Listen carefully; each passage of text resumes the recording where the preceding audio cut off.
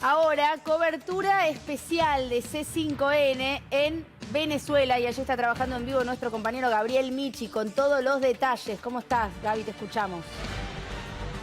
Hola Lu, hola Néstor, ¿cómo están? Sí, bueno, estamos aquí en las cuentas regresivas ya, ¿no? Para estas elecciones presidenciales en Venezuela, que son elecciones históricas que definirán el futuro de este país, que hoy tiene 28 millones de habitantes. Y bueno, todas las miradas están puestas ahora atrás mío verán un edificio. Ese edificio pertenece al Consejo Nacional Electoral, es el organismo que tiene que regular y controlar que todas las elecciones se hagan como corresponde. Es ante el organismo que se tuvieron que acreditar tanto los veedores nombrados por el propio, invitados por el propio Consejo Nacional Electoral, como también por los distintos partidos políticos que participan de esta elección.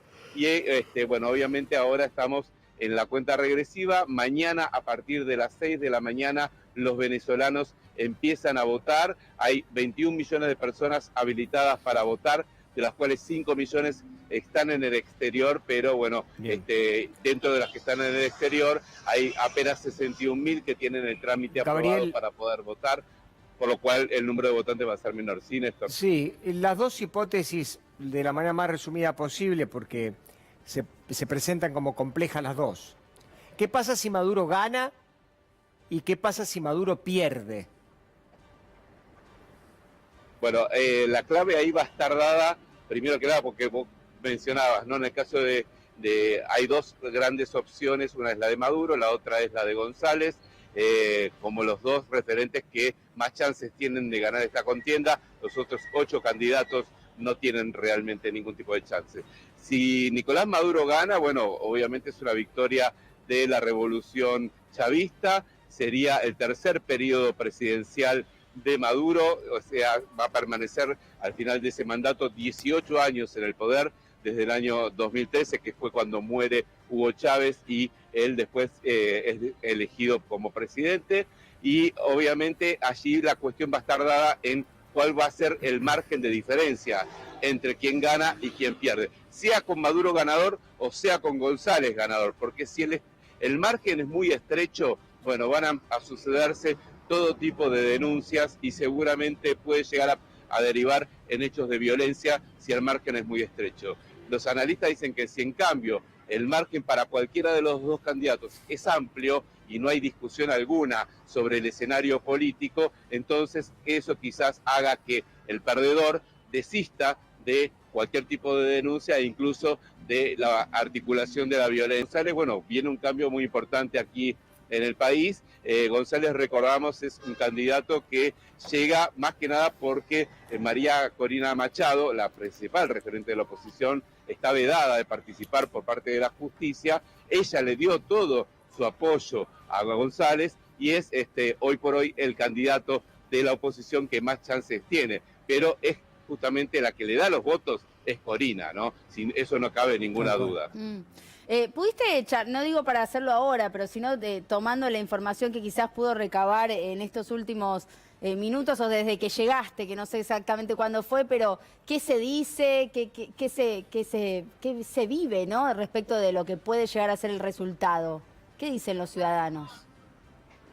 Bueno, hay de todo. Vos, depende de dónde te pares. De hecho, nosotros cubrimos los dos actos de cierre de campaña y obviamente los dos fueron muy masivos. El caso de la oposición fue en un barrio del este de Caracas que se llama Las Mercedes. Hubo miles y miles de personas.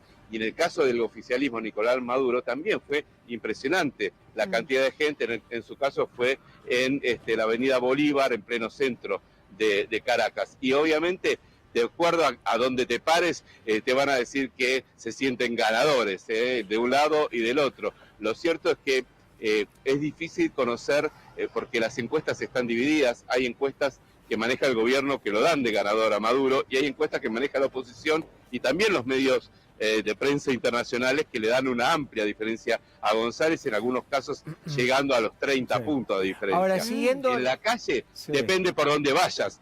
Si vos vas por los barrios quizás más acomodados, más de clase media, ahí te van a decir que están convencidos de que gana la oposición. Si vos te vas a los barrios populares, como nos pasó ayer también estando en el barrio 23 de enero, que es un barrio básicamente chavista, te dicen que claramente gana Maduro. Entonces, bueno, por eso depende de lo que recorras, ¿no? Claro. No, digamos, siguiendo un poco con la línea que venimos conversando respecto de de la anterior pregunta y lo que te preguntaba también Lucila, muchos hablan de un escenario apocalíptico en Venezuela, independientemente de la cuestión del resultado, que ya lo hemos analizado. ¿Vos considerás, advertís, ves que esta posibilidad existe de que pueda llegar a haber, independientemente del resultado y de quién gane, la posibilidad cierta de violencia en la calle? Mira, yo te cuento, desde que llegué estoy sorprendido porque noto que si bien hay mucha discusión política Sí. y está la sociedad muy polarizada entre un sector y el otro, no veo la violencia que hubo hace 3 o 4 años atrás o 5 años atrás. No se nota eso. De hecho, fíjense que el jueves, cuando fue el cierre de la campaña de ambos partidos, fueron casi en simultáneos y no hubo ningún episodio de violencia. En el pasado hubo muertos por los enfrentamientos políticos, hubo personas quemadas vivas en una plaza. Entonces, digamos, si uno tiene en cuenta ese escenario y el actual escenario, yo creo que hay diferencias. Lo ideal sería, sinceramente, aunque parezca paradójico, siempre uno piensa que cuando hay una elección, lo importante es que las fuerzas salgan equilibradas para que haya un ejercicio democrático, sobre todo en las legislaturas y demás, ¿no? Ahora, lo que te dicen todos los analistas acá es que lo ideal sería que sea quien sea el que gane, lo haga por amplia diferencia para evitar esto que les contaba, ¿no? Ahora bien, yo les digo, el escenario es muy distinto al del 2018, cuando Maduro gana ante esta presidencia que está en vigencia. ¿Por qué digo esto? Porque primero que nada en ese momento había 130.000% de inflación. Ustedes recordarán las imágenes de los supermercados totalmente vacíos, no se conseguía papel higiénico, no se conseguían los alimentos básicos y demás. ¿Qué pasó? Como en este caso Maduro aceptó que haya un sector de la oposición importante que participe de las elecciones y justamente con chances, como está pasando en estos momentos, aflojaron las sanciones impuestas por Estados Unidos, ¿no? Y a partir de ese momento la economía de Venezuela empezó a caminar. No es una maravilla, digamos, pero por ejemplo el mes pasado tuvieron 1% de inflación, ¿no? ¿Quién pudiera? No, por eso, para la Argentina parece ciencia ficción. ¿Quién pudiera? Y nosotros, te digo, ayer recorrimos un supermercado y hicimos un informe ahí y vimos que hay muchísima provisión de productos nacionales e importados. Incluso el dólar prácticamente es una moneda de uso regular acá. O sea, se usa el dólar y el bolívar casi al igual, y vos ves en el supermercado los precios estaban expresados en dólares, claro, ni siquiera en bolívares, ¿no? Ese entonces no debe y ser... aún así... Sí, terminamos.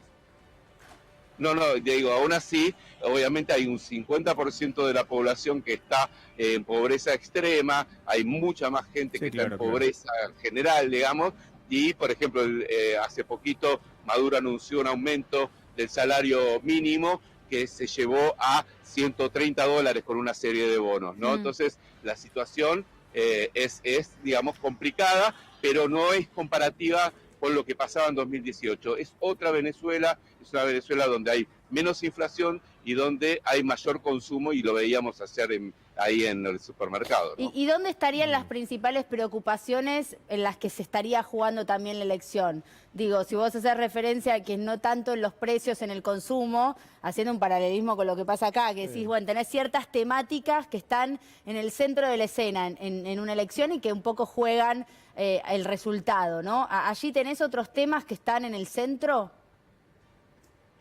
Sí, obviamente, bueno, el tema social, yo les decía, ¿no? El tema de la pobreza es un tema preocupante. Obviamente estamos en un país que basa gran parte de su economía en el petróleo. El tema de la eliminación de ciertas restricciones por parte de Estados Unidos facilitó que vuelva la plata del petróleo, ¿no?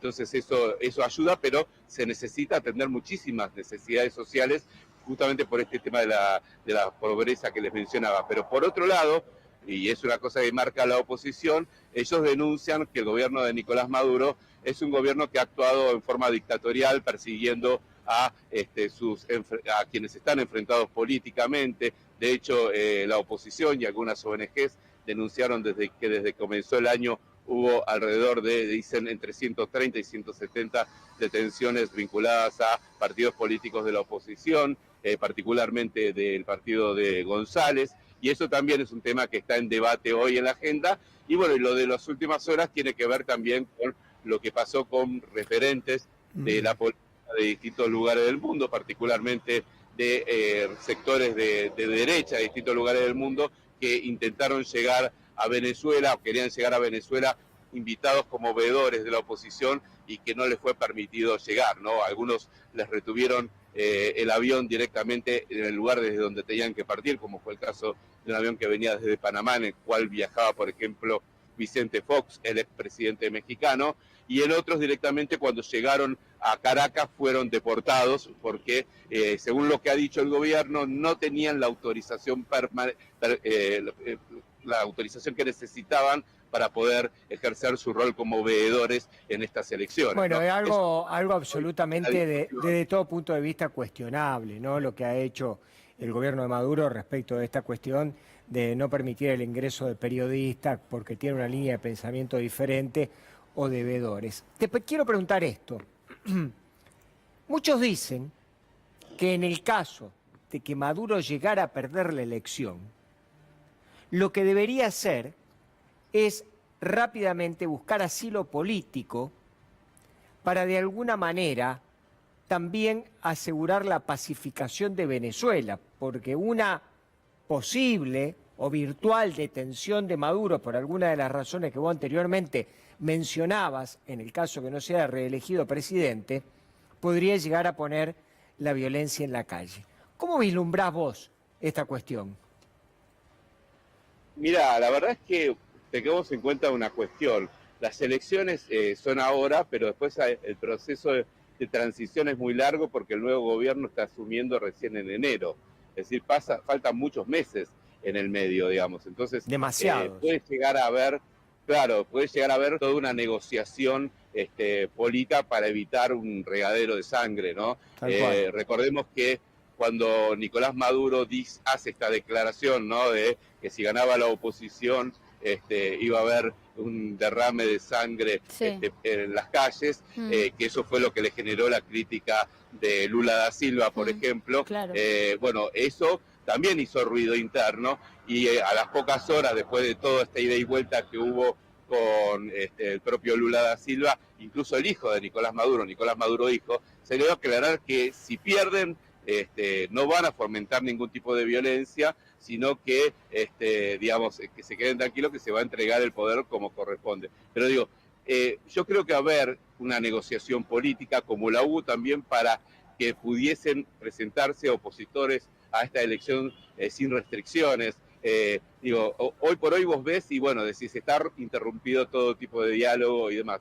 Pero la verdad es que hay diálogo. De hecho, pensemos en esto. El Consejo Nacional Electoral, que contaba, así empezaba la crónica, ¿no?, es donde hoy están puestas todas las miradas. Hay 3 representantes del oficialismo y 2 representantes de la oposición.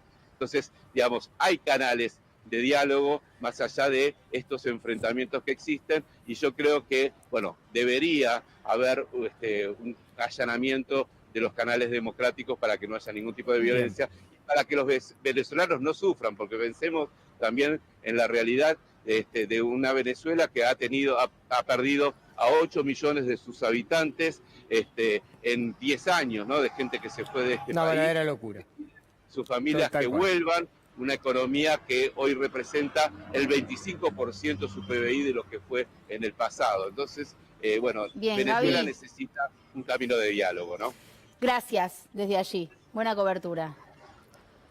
Muchísimas gracias. Bueno, ahí estaba Gabriel Michi, entonces, directamente desde Venezuela. Ustedes van a tener información de primera mano, fundamentalmente en el día de mañana, en donde va a haber precisamente elecciones allí en Venezuela. y con el mapa político, que tal como lo mostrábamos recién con Gabriel Michi, está muy claro de cómo va a ser. Lo que no se sabe es qué va a pasar una vez que se conozcan los resultados, digo, para un lado o también para el otro. Bueno, muy bien.